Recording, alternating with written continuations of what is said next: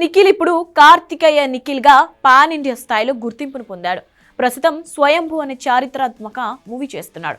ఆయన అభిమానులతో పాటు ప్రేక్షకుల్లో కూడా స్వయంభూ మీద భారీ అంచనాలున్నాయి. పైగా నిఖిల్ కెరియర్లోనే హైయెస్ట్ బడ్జెట్తో తెరకెక్కుతోంది.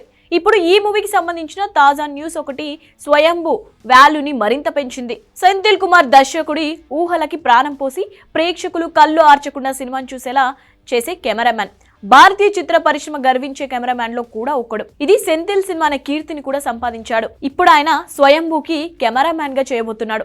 ఆయనకి వెల్కమ్ చెప్తూ మేకర్స్ ఈ విషయాన్ని అధికారికంగా ప్రకటించారు. దీంతో స్వయంభూ ఒక విజువల్ వండర్ గా నిలబడుతుందనడంలో ఎలాంటి అతిశయోక్తి లేదు.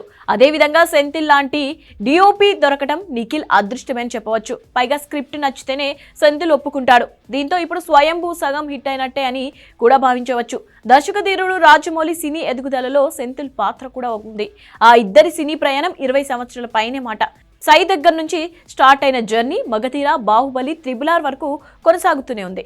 ఒక రకంగా చెప్పాలంటే రాజమౌళి ఆత్మగా సెంథిల్ని చెప్పుకోవచ్చు. ఇక స్వయంభూ కోసం నిఖిల్ పలు రకాల మార్షల్ ఆర్ట్స్ లో శిక్షణ కూడా తీసుకుంటున్నాడు.